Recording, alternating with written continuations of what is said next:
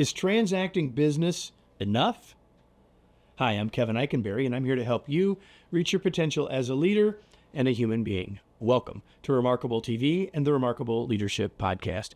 If you happen to be watching or listening, make sure you subscribe wherever you're doing that so you don't miss any future episodes. Hope you'll do that. Are you ready? Let's get started.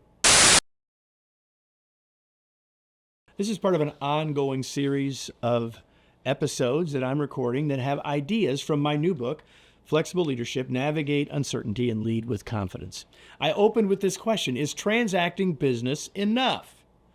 Well, first of all, Kevin, what do you mean by that? Well, here's what I mean by transacting the business. It's communicating about things like the details, the decisions, the processes, the problems, the work, and maybe a little bit about the weather. But it's fundamentally talking about, communicating about the stuff on all of our collective plates in doing the work.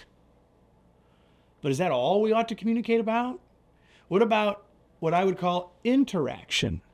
Now, what do I mean by interaction? I mean like understanding, having a conversation about people's personal circumstances, about things of interest or passion to them, about building relationships, maybe building trust, getting to know each other.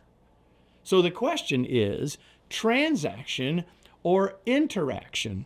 And I wouldn't say it's or, I would say it's and. I would say yes, please. The question then becomes how much of each depends on the situation that you're in, the person that you're interacting with, and the current relationship.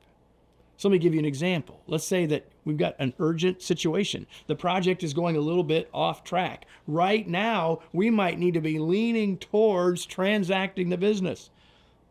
In that moment of urgency and sort of stress, we probably aren't going to lean as much in the direction of interaction and seeing how people are doing. Might do a little check-in, but we're probably leaning more towards the transaction, right? But there may be other times when quite the opposite might be needed. And with some people, they say, I only want to talk about the work, and yet others really want more than that. So the point here is that it's situational. What I've described for you is something called a flexor, the Transaction-Interaction Flexor.